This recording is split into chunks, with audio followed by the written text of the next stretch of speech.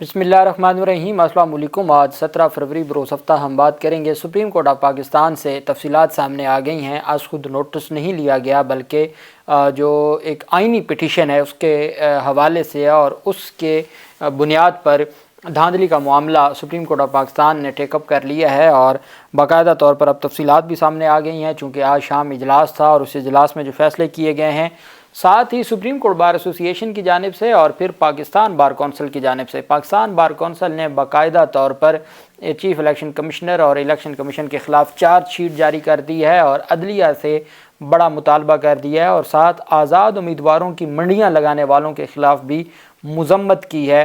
Pakistan bar council نے supreme court bar ایسوسی ایشن کے حوالے سے جو تفصیل سامنے آئی ہے وہ بھی میں آپ کے ساتھ شیئر کروں گا۔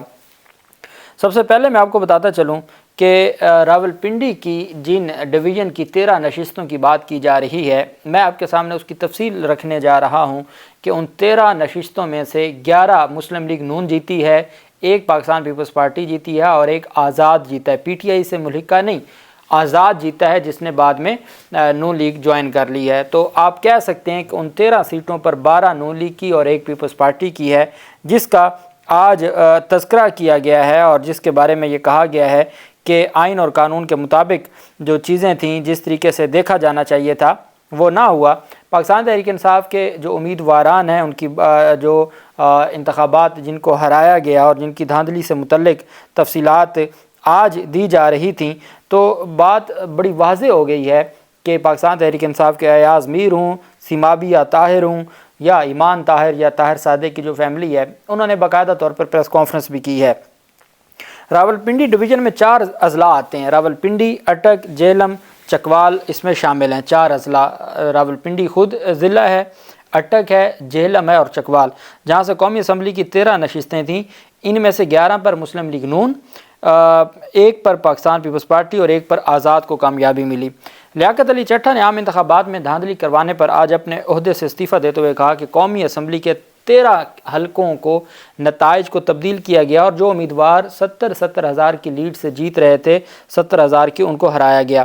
اب اس پر ایک نظر ڈالتے ہیں۔ راولپنڈی ڈویژن کے ڈسٹرکٹ اٹک کے حلقے NA 49 سے مسلم لیگ نون کے شیخ آفتاب احمد 1,19,727 ووٹ لے کر کامیاب ہوئے، جبکہ آزاد امیدوار طاہر صادق جو پاکستان تحریک انصاف کے ہیں وہ 1,10,230 ووٹ لے کر دوسرے نمبر پہ رہے۔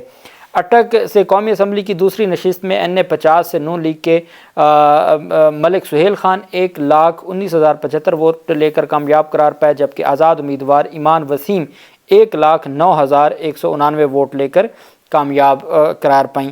NA 51 مری سے 51 مری راولپنڈی سے مسلم لیگ نون کے امیدوار راجہ اسامہ سرور 1,49,000 ووٹ لے کے، جبکہ دوسرے نمبر پر میجر ریٹائرڈ محمد لطاسب ستی جو PTI کے امیدوار تھے وہ 1,13,000 ووٹ حاصل کر پائے۔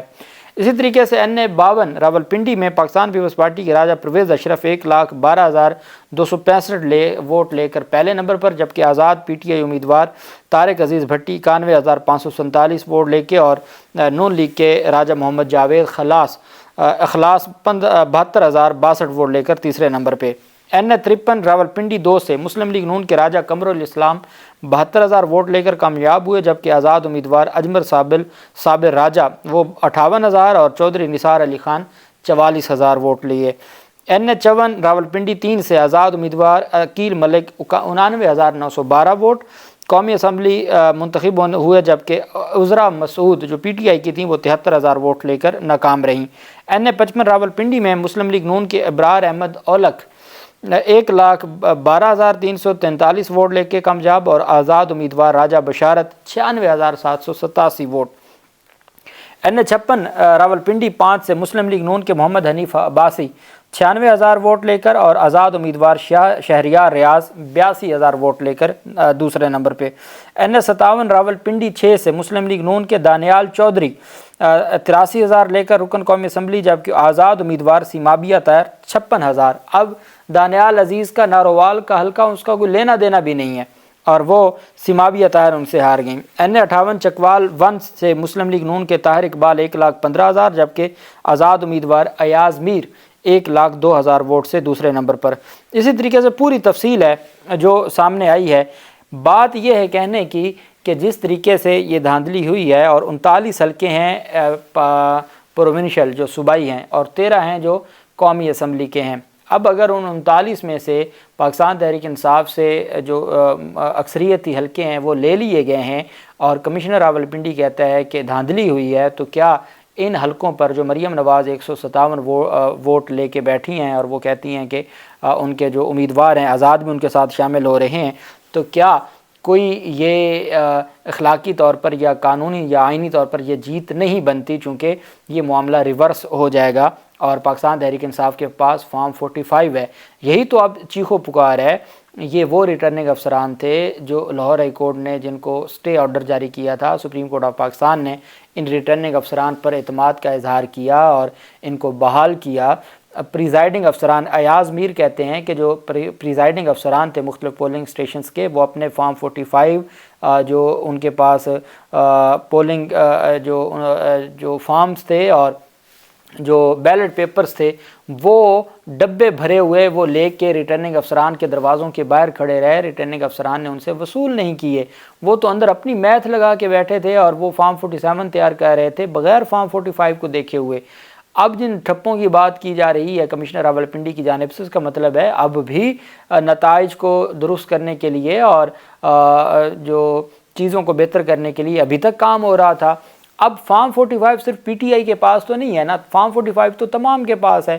جو باقی سیاسی جماعتیں جب وہ فارم 45 لے کے آ رہی ہیں تو جن ریٹرننگ افسران پر اعتراضات اٹھ چکا ہے ان کی بات مانی جائے گی، یا سیاسی جماعتوں کی اور ان کے پولنگ ایجنٹس کی جو سائن انگوٹھا لگا ہے اور اس کے ساتھ وہ فارم 45 جاری ہوئے ہیں۔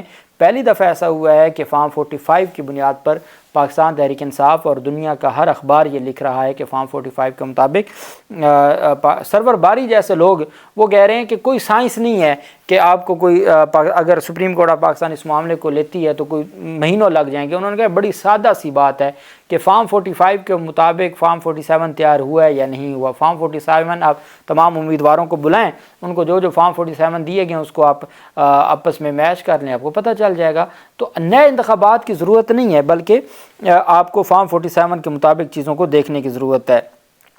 دوسری جانب جو کمشنر راولپنڈی کے الزامات پر پاکستان بار کونسل کی جانب سے سپریم کورٹ بار ایسوسی ایشن نے جو جاری کیا ہے اعلامیہ، انہوں نے تو چیف جسٹس قاضی فیصل صاحب پر جو الزامات لگائے گئے ہیں ان کو مسترد کیا ہے، اور ان کی جانب سے باقاعدہ طور پر مذمت کی گئی ہے اور کہا گیا ہے کہ ہم معزز چیف جسٹس قاضی فیصل صاحب کے ساتھ کھڑے ہیں۔ دوسری طرف انہوں نے چیف الیکشن کمشنر سے مطالبہ کیا ہے تحقیقات کا، جس کو مضحکہ خیز قرار دیا ہے پاکستان بار کونسل نے کہ جو سپریم کورٹ بار ایسوسی ایشن ہے وہ کس طریقے سے مطالبہ کر سکتی ہے الیکشن کمیشن سے۔ ہم تو پہلے دن سے کہہ رہے تھے، ہم چیف الیکشن کمشنر کا ہم نے استعفیٰ اس لیے مانگا تھا کہ چیف الیکشن کمشنر ناکام ہو چکے ہیں۔ پاکستان بار کونسل نے کہا کہ سیاسی انتشار سمیت پری پول اور پوسٹ پول دھاندلی کے الزامات سے سخت پریشان ہیں۔ پاکستان بار کونسل کے جاری اعلامیہ کے مطابق انتخابی عمل کی سالمیت اور شفافیت اس کے نتائج کے ساتھ ساتھ ساکھ بھی کھو چکی ہے۔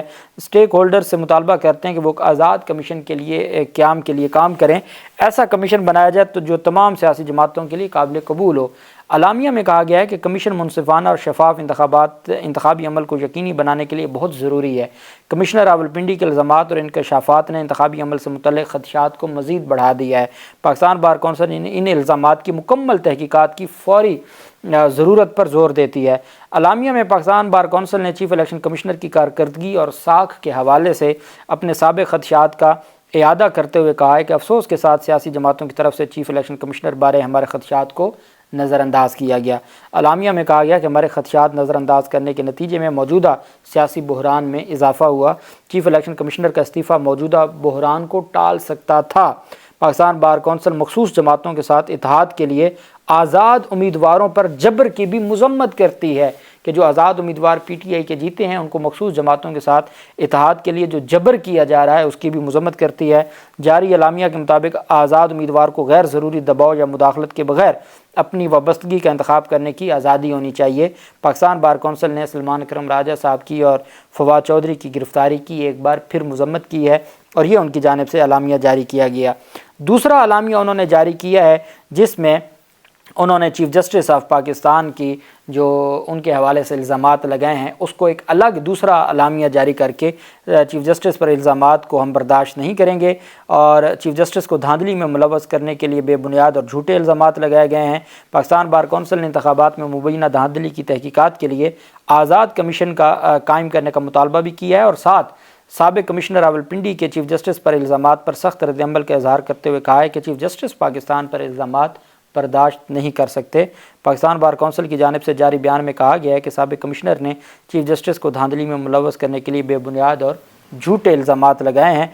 बार कौंसिल का कहना था कि पूरी वकला बरादरी चीफ़ जस्टिस, दीगर जजेस और सुप्रीम कोर्ट के साथ खड़ी है। इस तरह के झूठे इल्ज़ामात चीफ़ जस्टिस और सुप्रीम कोर्ट को मुतनाज़ बनाने की कोशिश है। पाकिस्तान बार कौंसिल का कहना था कि चीफ़ जस्टिस और सुप्रीम कोर्ट का इंतखाबी अमल से कोई तल्लुक़ नहीं होता। मुतल्लिक़ा इदारे साबिक कमिश्नर रावलपिंडी के इल्ज़ामात की तहकीकात करें। पहले एक अलामिया जारी किया और उसके बाद फिर ये दूसरा अलामिया जारी किया गया जिसमें काजी फजीसा साहब के ऊपर इल्ज़ामात की मज़म्मत की गई है। सुप्रीम कोर्ट ऑफ पाकिस्तान ने फ़ैसला ये किया है, जो 5 मुअज़्ज़ज़ जजेस भी और चीफ़ जस्टिस काजी फजीसा साहब भी, चूँकि काजी फजीसा साहब का तो बाकायदा तौर पर मीडिया पर उनकी स्टेटमेंट आ गई और उन्होंने जो वहाँ पे यूट्यूबर्स थे उनको इंटरव्यू दे दिया एक तरह से। साथ ही जो चीफ़ जस्टिस चैम्बर में जजेस का मुशावरती इजलास हुआ, उस इजलास में justice Munib, justice Yahya, justice Ayesha Malik और अतर मिनल्ला शरीक थे और चीफ़ जस्टिस काजी फजीसा साहब से भी मुशावरत हुई है। इजलास में तमाम जजेस की जानिब से कमिश्नर रावलपिंडी के इल्ज़ामात का जायज़ा लेने और अज़ खुद नोटिस लेने या ना लेने के फ़ैसले पर गुफ्तगू हुई है। सुप्रीम कोर्ट ऑफ पाकिस्तान के ज़राए के मुताबिक कमिश्नर रावलपिंडी के इल्ज़ामात पर अज़ खुद नोटिस ना लिया जाए बल्कि जो आइनी पिटीशन दायर हो चुकी है उसी पर ही जो एक्शन लिया जाए और उसी की बुनियाद पर कार्रवाई की जाए। इंतखाबात से मुतल्लिक़ मुकदमा 19 फरवरी को पहले ही समाअत के लिए मुकर्रर है। पहले से मुकर्रर करदा मुकदमा में ही कमिश्नर रावलपिंडी के पहलू का भी जायज़ा लिया जाएगा। अब इसमें अहम चीज़ ये है कि जो पहले से मुकर्रर करदा केस है, जो साबिक आर्मी अफसरान की जानिब से पिटीशन दायर की गई है 8 फरवरी के इंतखाबात की, लेकिन उसमें वो री पोलिंग की या री इलेक्शन की बात करते हैं। मामला यहाँ री इलेक्शन का नहीं है, मामला यहाँ है फॉर्म 45 का कि आप नताइज को दोबारा दुरुस्त करें जो फॉर्म 47 के मुताबिक पहले किए गए हैं। प्रिजाइडिंग अफसरान के हद तक जो फॉर्म 45 है और इंतखाबात का पूरा प्रोसेस स्लो ज़रूर था, रुकावटें ज़रूर थीं, लेकिन वो शफाफ था। असल जो मामला हुआ है वो रिटर्निंग अफसर के दफातर में हुआ जो फॉर्म 47 तैयार किया गया है। अब इसमें जो मीडिया ज़राए हैं जो वहाँ के सुप्रीम कोर्ट ऑफ पाकिस्तान के, उनका ये कहना है कि हो सकता है कि लार्जर बेंच बन जाए और लार्जर बेंच इस मामले को देखे। जो पहले 3 रुकनी बेंच काजी फजीसा साहब की सरबराही में बना है, जिसने 19 फरवरी के लिए समाअत के लिए मुकर्रर किया हुआ है, हो सकता है कि वो बेंच ये केस न सुने और चूँकि काजी फजीसा साहब के ऊपर डायरेक्ट एलिगेशन है तो इस बुनियाद पर कोई larger bench supreme court of Pakistan का वो सीनियर जज मंसूर अली शाह साहब की सरबराही में भी हो सकता है और वो सुन सकता है।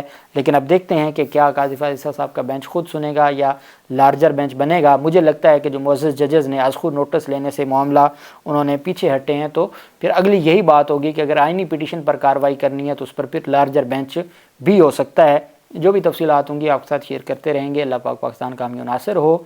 बहुत शुक्रिया। अल्लाह हाफिज़। पाकिस्तान जिंदाबाद।